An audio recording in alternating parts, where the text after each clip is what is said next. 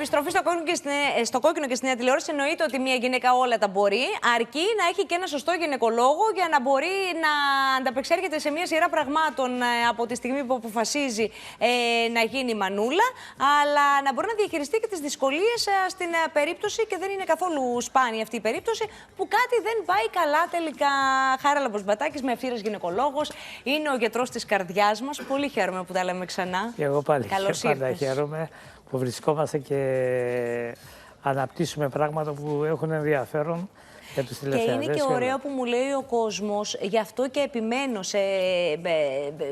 στους γιατρούς της καρδιάς μας αυτής της εκπομπής, γιατί μιλάτε απλά, μιλάτε κατανοητά. Ο κόσμος καταλαβαίνει και λύνει απορίες από το σπίτι, χωρίς να χρειάζεται να αναρωτιέται τώρα αυτό πρέπει να το ψάξω, να το γκουγκλάρω, να δω τι είπε τώρα αυτός ο γιατρός. Πράγματι έχει σημασία το να είναι κατανοητά ορισμένα πράγματα, γιατί έτσι γίνονται και πιο εύκολα αντιληπτά και διαχειρίσιμα και μπορεί ο άλλος να έχει σχηματίσει μια εικόνα. Λοιπόν, σήμερα με τον Χάρη τον Πατάκη αποφασίσαμε να μιλήσουμε για τις αποβολές. Μας δίνουν σημάδια, υπάρχουν αιτίες, καμιά φορά μπορεί να είναι και ανεξήγητες. Βεβαίως. Παίζει και αυτό, ναι. Σίγουρα δεν είναι εύκολη στη διαχείρισή τους, ανάλογα και με τον μήνα στον οποίο συμβαίνει μια αποβολή. Αρχικά, όταν μιλάμε για αποβολές, δεν είναι κάτι το οποίο είναι σπάνιο φαινόμενο. Ναι, καταρχήν να πούμε κάτι, ότι ο όρος αποβολή αναφέρεται στο πρώτο τρίμηνο της εγκυμοσύνης. Δηλαδή μέχρι τη 12η εβδομάδα. Μετά από τη 12η εβδομάδα και μετά δεν τις κατατάσσουμε στις αποβολές, τις θεωρούμε στις ενδομήτριους θανάτους, οι οποίους βέβαια πρόωρους, πρώιμους κτλ. Όπου είναι και αυτή η συχνή. Όχι, δεν έχουν τη συχνότητα που έχουν οι αποβολές του πρώτου τριμήνου. Και πρέπει να πούμε ότι πράγματι υπάρχουν και ανεξήγητες αιτίες. Βέβαια θα πρέπει να τονίσουμε εδώ ότι ένα νούμερο 30% των κοιήσεων του πρώτου τριμήνου δεν προχωράνε. Είναι τόσο μεγάλο το ποσοστό. Είναι σημαντικό το ποσοστό που δεν εξελίσσονται. Οι λόγοι είναι διάφοροι. Θα ξεκινήσουμε από τους χρωμοσωμικούς, οι οποίοι αποτελούν το 60 με 70% των αιτιών που γίνεται μία αποβολή στο πρώτο τρίμηνο. Προχωράμε εν συνεχεία σε λόγους όπως είναι η ηλικία της εγκύου. Πιθανόν να υπάρχουν κάποιες ορμονικές διαταραχές, κάποιες ενδομήτριες λοιμώξεις και γι' αυτό θα πούμε και στη συνέχεια έτσι, κάποιες εξετάσεις τις οποίες τις χρησιμοποιούμε. Έχουν τώρα τελευταία είναι καινούργιες εξετάσεις. Υπάρχουν ορμονικές αιτιολογίες όπως είπαμε λόγοι. Υπάρχει κάποιοι εξωγενείς παράγοντες οι οποίοι μπορεί να επιδράσουν, φάρμακα, αλκοόλ, όλα αυτά. Κάπνισμα είναι παράγοντες οι οποίοι μπορεί να επηρεάσουν μία εγκυμοσύνη. Βασικά αυτοί είναι οι λόγοι που μπορεί να οδηγήσουν σε μια απώλεια της εγκυμοσύνης στο πρώτο τρίμηνο της κοίησης. Πώς εξηγείται και πόσο συχνό είναι μια γυναίκα η οποία έχει κάνει 1 ή 2 παιδιά να κάνει μια αποβολή και μετά να μένει ξανά έγκυος και να προχωράει η εγκυμοσύνη κανονικά χωρίς κανένα πρόβλημα? Αν δεν είναι χρωμοσωμικές οι ανομαλίες που θα οδηγήσουν την κοίηση στο τέλος της και πολύ γρήγορα, τι άλλο μπορεί να συμβαίνει? Ξαναλέω, σε μια γυναίκα που έχει κυοφορήσει ούτως ή άλλως. Καταρχήν, ναι, θα πρέπει, είπαμε λοιπόν ότι είναι ένας στοιχείος παράγοντας, ο οποίος είναι ανεξήγητος. Δεν υπάρχει μια συγκεκριμένη ερμηνεία του αποτελέσματος. Μπορεί να έχει υπάρξει μια θρομβοφιλία που σε μια προηγούμενη εγκυμοσύνη, γιατί και εκεί με ποσοστά κινούμαστε, αποτελεί μία από τις αιτίες των αποβολών. Όμως στην πρώτη εγκυμοσύνη μπορεί να κύλησε κανονικά. Παίζουμε με ποσοστά της τάξης του 20 με 30%. Επομένως είναι πολύ πιθανό μια γυναίκα σαφώς να κάνει μια εγκυμοσύνη η οποία θα διεκπεραιωθεί και η επόμενη εγκυμοσύνη να επιδράσει ο παράγοντας αυτός που λέμε για θρομφιλία, γιατί εντωμεταξύ θα λάβετε υπόψη σας ότι μπαίνουν και άλλοι παράγοντες στη μέση, δηλαδή μπαίνει ο παράγοντας της ηλικίας, μπαίνει ο παράγοντας του τρόπου ζωής, μπαίνει άλλοι παράγοντες. Γιατί είναι και δεδομένα τα οποία αλλάζουν συνεχώς. Οι οποίοι δρούν αθροιστικά και δημιουργούν το πρόβλημα.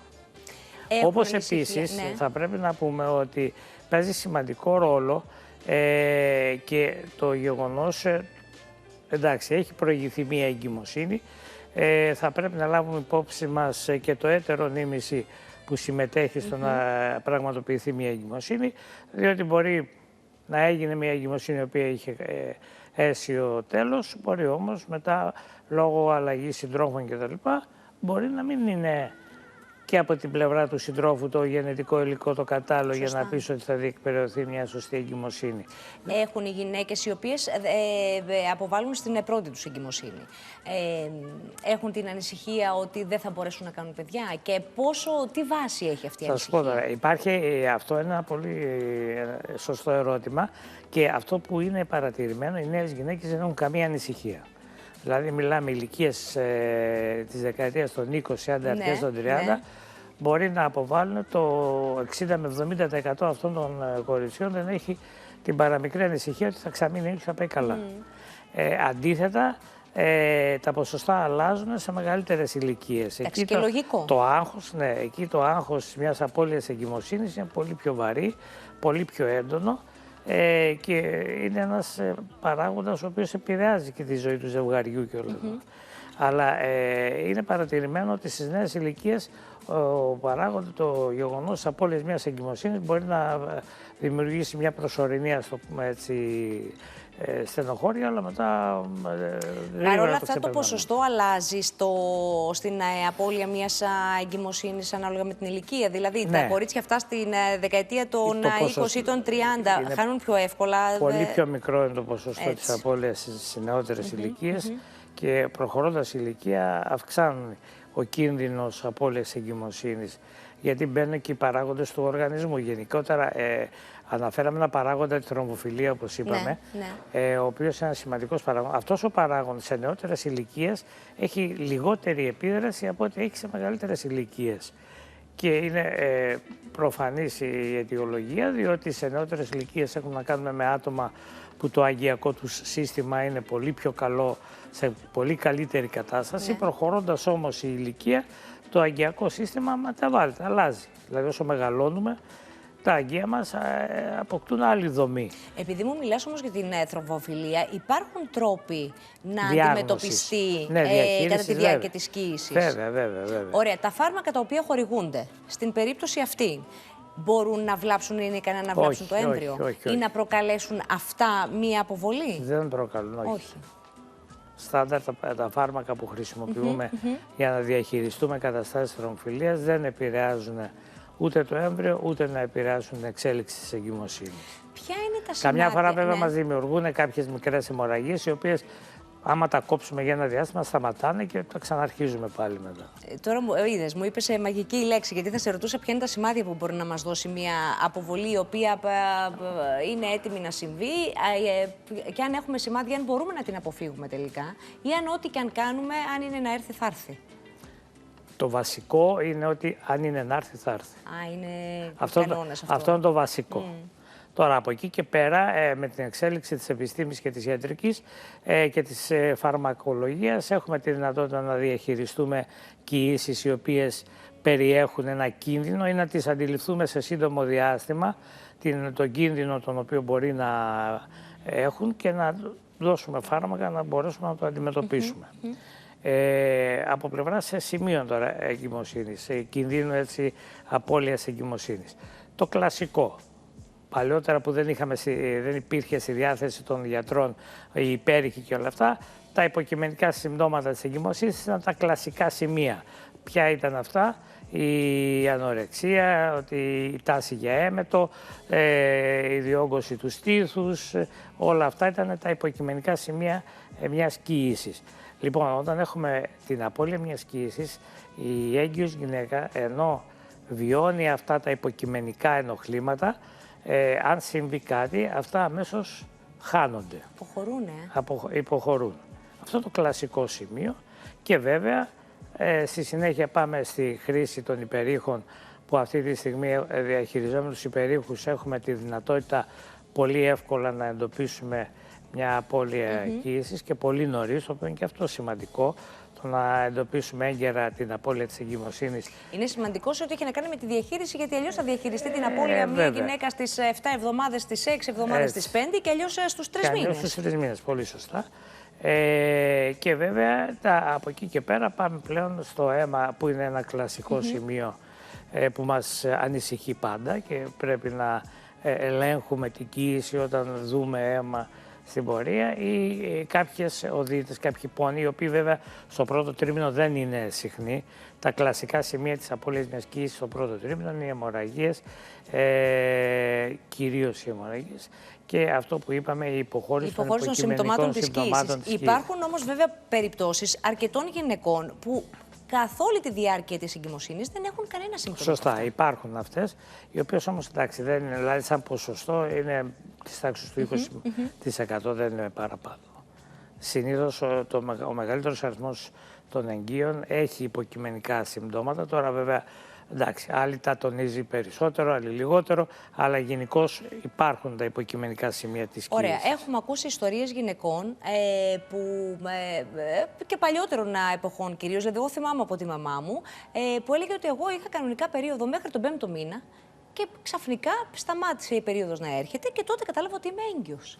Έχει συμβεί και αυτό. Είναι περίοδος κανονική? Όχι, αυτό δεν είναι περίοδος, αυτό είναι αιμορραγίες. Μάλιστα. Οι οποίες βέβαια η γυναίκα τις εισπράττει σαν περίοδο. Ναι, σου λέει εντάξει, τυχαίνει και συμπίπτει και με την αναμενόμενη εμεινορρήση, μπορεί να είναι κάποιες μέρες πριν, κάποιες μέρες μετά.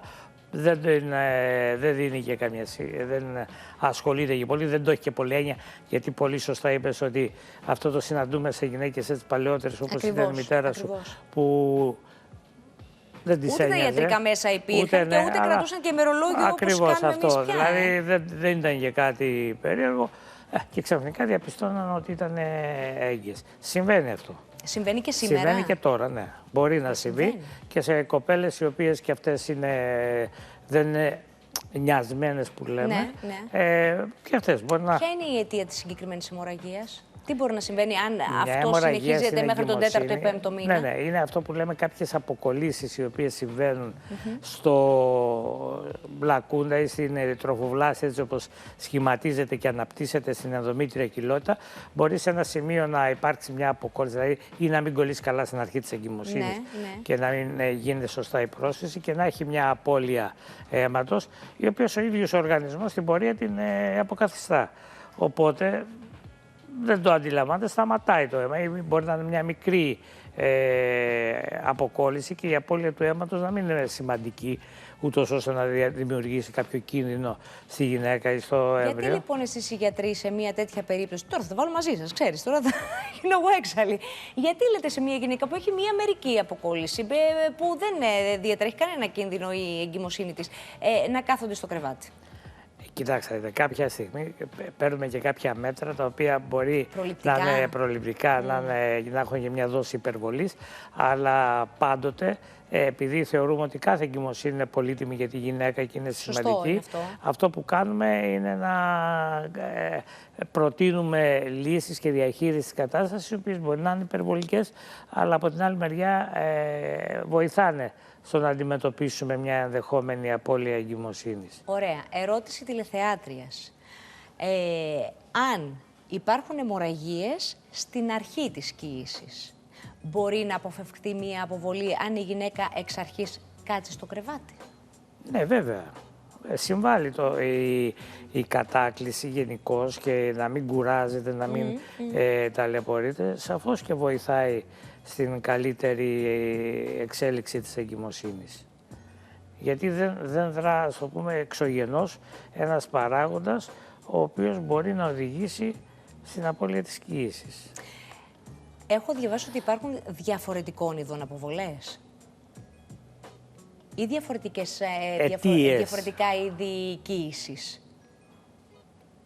Διαφορετικές αιτίες αποβολών υπάρχουν. Από εκεί και πέρα η αποβολή είναι αποβολή. Δηλαδή, αποβολή σημαίνει απώλεια της κοίησης. Ωραία. Άρα εγώ έχω μπερδευτεί. Γιατί κάπου διάβασα για την μήλη κοίηση. Η μήλη κοίηση τι είναι? Η μήλη κοίηση είναι μια παθολογική κοίηση όπου δεν αναπτύσσεται έμβριο. Αναπτύσσεται μόνο η τροφοβλάση, δηλαδή τα κύτταρα που τροφοδοτούν το έμβριο, αλλά δεν φαίνεται έμβριο. και μπορεί να βλέπεις μια ανάπτυξη, ας το πούμε, του σάκου εγκυμοσύνης, χωρίς να υπάρχει έμβριο μέσα. Όπου αυτό φαντάζομαι κάπως ο οργανισμός θα το αποβάλει. Δεν μπορεί να συνεχίσει.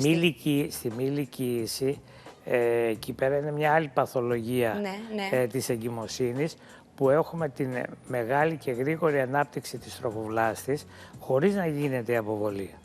Καμιά φορά όταν ισχύει αυτό που λέτε τώρα, ότι μπορεί να υπάρχει κοίηση, όπως λέμε το κλούβιο αυγό, που δεν υπάρχει έμβριο, εκεί γίνεται αποβολή. Αλλά στη μη ηλικίηση η εγκυμοσύνη μπορεί να προχωράει. Δεν είναι απαραίτητο, δηλαδή, να γίνει αποβολή. Διατρέχει κίνδυνο η γυναίκα. Ναι, στη μη ηλικίαση, είναι άλλη παθολογία. Οπότε εκεί καταλαβαίνουμε και τη σπουδαιότητα των μηχανημάτων και των υπερήχων, έτσι. Η μη ηλικίαση είναι μια άλλη παθολογία που σαφώς και περιέχει κινδύνους για τη γυναίκα και πρέπει να έχει ειδικές εξετάσεις, γιατί ψάχνουμε και για διάφορα άλλα πράγματα που μπορεί να δημιουργήσει μια μη ηλικίαση. Οι αποβολές μπορεί να είναι και να παίζει και ο κληρονομικός παράγοντας. Ο κληρονομικός παράγοντας όσον αφορά αυτό που είπαμε προηγουμένως, δηλαδή μια θρομβοφιλία, παραδείγματος χάρη. Η θρομβοφιλία σαφώς έχει κληρονομικό υπόβαθρο, σαφώς και μπορεί να είναι κληρονομικό. Όχι όμως ότι εμένα η μαμά μου ή η γιαγιά μου έκανε και κάποιες αποβολές, οπότε μοιραία θα κάνω κι εγώ. Όχι. Είναι η αιτιολογία που μπορεί να δημιουργήσει, παλιότερα δεν τις ψάχνανε. Μια χρωμοσωμική βλάβη. Σαφώς και μπορεί να έχει κληρονομικό υπόβαθρο, δηλαδή να μεταφέρεται από γενιά σε γενιά και να κάνει αποβολές. Άλλοι παράγοντες, όπως είναι οι λοιμώξεις που είπαμε... Τι είδους λοιμώξεις μπορούν να προκαλέσουν αποβολή? Οποιαδήποτε ενδομήτρια αλλαγή, αυτό που λέμε στο μικροβίωμα του ενδομητρίου και που ελέγχουμε αυτή τη στιγμή με κάποιες εξετάσεις ελέγχου που κάνουμε ενδομητρίως στο μικροβίωμα και παίρνουμε και κάνουμε ένα έλεγχο της σύνθεσης της χλωρίδας του ενδομητρίου, γιατί θα πρέπει να πούμε με τον όρο μικροβίωμα ότι εννοούμε οποιοδήποτε, σε οποιαδήποτε κοιλότητα του ανθρώπινου οργανισμού αναπτύσσονται ένα σύνολο μικροβίων, τα οποία καταρχήν δρούν προστατευτικά. Οποιαδήποτε διαταραχή αυτής της ισορροπίας μπορεί να οδηγήσει σε παθολογικά προβλήματα. Μιλώντας για το ενδομήτριο, οποιαδήποτε διαταραχή αυτού του συνόλου της χλωρίδας του ενδομητρίου μπορεί να είναι μια αιτία αποβολής. Έχουμε τη δυνατότητα και κάνουμε τον έλεγχο μικροβιώματος με εξετάσεις συγκεκριμένες και ελέγχουμε τη χλωρίδα, και αν υπάρχει μπορούμε να δώσουμε φάρμακα και να βελτιώσουμε τη χλωρίδα του ενδομητρίου. Λοιπόν, εδώ πέρα γίνεται χαμός με τα μηνύματα, θα σου μεταφέρω κάποιες ερωτήσεις. Αρχικά, αν μία γυναίκα κατά τη διάρκεια της κοίησης για κάποιο λόγο μπορεί να κάνει τεστ ΠΑΠ? Στην αρχή της εγκυμοσύνης γίνεται τεστ ΠΑΠ. Μέχρι ποιο μήνα? Εντάξει, μέχρι το τρίτο μήνα, δεύτερο μήνα. Και να ρωτήσω εγώ, για ποιο λόγο θα πρέπει να... Υπάρχει περίπτωση σε κάποιες καταστάσεις να είναι απαραίτητο αυτό? Απαραίτητο, οπωσδήποτε όχι. Δεν είναι στις εξετάσεις που κάνουμε σε μια κοίηση. Δεν εντάσσεται στις εξετάσεις ελέγχου μιας κοίησης. Όμως, στα πλαίσια, αν μια γυναίκα δεν έχει κάνει τεστ ΠΑΠ και έχει περάσει καιρός να το κάνει, καλό είναι να το κάνει. Γιατί και ο χρόνος αυτός της αρχής της εγκυμοσύνης, όπως και μετά τις 40 μέρες μετά τη γέννα, θεωρούνται έτσι από πλευράς λήψης κυταρολογικού επιχρήσματος, είναι ένας ιδανικός χρόνος για να μπορέσει να βρεις τυχόν βλάβες των κυτάρων του τραχύλου. Δεν είναι άσχημο, δηλαδή, αν μια γυναίκα δεν έχει κάνει ΠΑΠ, να το κάνει. Δεν είναι σε εξετάσεις που υποβάλλουμε μια έγκυο. Αλλά αν δεν έχει υποβληθεί, το κάνει, δεν είναι κακό. Άλλη ερώτηση θα σου μεταφέρω. Αν ισχύει ότι το γυναικείο σώμα μπορεί να αντιληφθεί το σπέρμα σαν απειλή και να το αποβάλει? Ναι, γιατί μου γράφουν σε παρένθεση και τη λέξη αλλεργία. Ναι, όχι η αλλεργία. Το αντιλαμβάνεται σαν ένα εξωγενή, ας το πούμε, παράγοντα αρνητικό, όπου σαφώς παλαιότερα το χρησιμοποιούσαμε, τώρα το χρησιμοποιούμε λιγότερο σαν αιτία μη σύλληψης, σύλληψης, Και όχι αποβολής. Όχι αποβολής. Το αντιλαμβάνεται σαν εξωγενή παράγοντα αρνητικό, όπως ο οργανισμός μας αντιλαμβάνεται τους ιούς, τους διάφορους μικροοργανισμούς, μικρόβια κλπ. Μια τέτοια αντίδραση δημιουργείται από τον οργανισμό της γυναίκας και αναπτύσσει αντισώματα που καταστρέφουν το σπέρμα. Και εκεί έχουμε προβλήματα στη γονιμότητα, στη σύλληψη. Μάλιστα. Σαν αιτιολογικό παράγοντα, σαν αιτιολογικός παράγοντας εξακολουθεί βέβαια να θεωρείται ένας από τους παράγοντες μη γονιμότητος. Δεν εντάσσεται πλέον στους παράγοντες εκείνους που θα το ελέγξουμε στους παράγοντες μη γονιμότητος. Επειδή τώρα έχει απλοποιηθεί και η διαδικασία της υποβοηθούμενης αναπαραγωγής και ειδικά της εξωσωματικής, συνήθως παρακάμπτουμε τέτοιες αιτίες και δεν εστιάζουμε ιδιαίτερα σε αυτόν τον παράγοντα. Το ψάχνουμε, όχι όμως με την ίδια συχνότητα που το ψάχναμε πιο παλιά. Λοιπόν, κλείνοντας, και επειδή είσαι πάντα ένας άνθρωπος που λες και κυκλοφορείς μέσα στο κεφάλι μου και ξέρεις, δηλαδή μου δίνεις την κατάλληλη λέξη για να σου κάνω την επόμενη ερώτηση. Μεγαλύτερο ποσοστό αποβολών έχουμε σε μία εκκοίηση η οποία έχει έρθει από φυσική σύλληψη, σε μία εξωσωματική? Συνήθως, κοίταξε, είναι άλλοι παράγοντες για την αποβολή της μίας, άλλες οι παράγοντες δεν συγκρίνονται, γιατί είναι ανώμια πράγματα. Δηλαδή, μια φυσική εγκυμοσύνη έχει δημιουργηθεί με φυσικό τρόπο, μια εξωσωματική έχει δημιουργηθεί με ένα διαφορετικό τρόπο, που είναι άλλοι παράγοντες μπαίνουν εκεί και δημιουργείται μια αποβολή. Βέβαια, θα πρέπει να πούμε ότι υπάρχουν κάποιοι κοινοί παράγοντες. Δηλαδή, αυτό που είπαμε όσον αφορά το μικροβίωμα του ενδομητρίου, έλεγχος του μικροβίωματος, είναι ένας κοινός παράγοντας. Είναι ένας παράγοντας που μπορεί να αποτελέσει αιτία αποβολής. Η θρομοφιλία είναι ένας παράγοντας που μπορεί να αποτελέσει κοινό αίτιο αποβολών και στη μία και στην άλλη περίπτωση. Έτσι. Δηλαδή υπάρχουν κάποια αίτια τα οποία είναι κοινά. Υπάρχουν όμως και άλλα αίτια τα οποία δεν είναι κοινά. Παραδείγματος χάρη, ο παράγοντας σπέρμα. Έτσι. Σε μια φυσική εγκυμοσύνη η βαρύτητα του παράγοντος αυτού δεν είναι το ίδιο, είναι λιγότερη από ότι είναι σε μια εξωσωματική. Έτσι, δηλαδή το σπέρμα, όπως τώρα ελέγχουμε πάντα και το DNA του σπέρματος. Δηλαδή κάνουμε αυτό τον έλεγχο, όπως λέμε, θα πρέπει να είναι η αλυσίδα του DNA των σπερματοζωαρίων, πρέπει να είναι καλή, ακέραιη, για να θεωρηθεί το σπέρμα ότι είναι γόνιμο και ότι ο κίνδυνος αποβολών είναι λιγότερος. Σε ποια εβδομάδα εκκοίηση θεωρείται εδραιωμένη? Θα πρέπει μισό λεπτό να τονίσουμε και κάτι όσον αφορά τον ιό των κονδυλωμάτων, τον HPV. Επειδή είναι πολύ συχνός αυτός ο ιός, αυτή τη στιγμή έχει σημαντική παρουσία και στους άντρες και στις γυναίκες. Τα προγράμματα εμβολιασμού θα πρέπει να ξέρετε ότι έχουν αρχίσει να είναι και στα αγόρια και στα κορίτσια. Ο παράγοντας αυτός, δηλαδή ο ιός, έχει ενοχοποιηθεί για αποβολές όταν εντοπίζεται στο σπέρμα, δηλαδή στο σπερματοζωάριο. Όταν εντοπιστούν στο σπέρμα ο παράγοντας HPV, είναι ένας παράγοντας που ενοχοποιείται και για αποβολές. Μάλιστα. Σε ρωτούσα γιατί ποτέ δεν θα είναι η ερώτηση, η τελευταία ερώτηση, και εγώ σε διακόπτω για να τα προλάβω όλα. Πότε μία εκκοίηση θεωρείται εδραιωμένη πια, άρα και... Μετά τη 12η εβδομάδα. Μετά τη 12η είτε είναι εξωσωματική είτε είναι με φυσική σύλληψη. Ναι, είτε το ένα είτε το άλλο.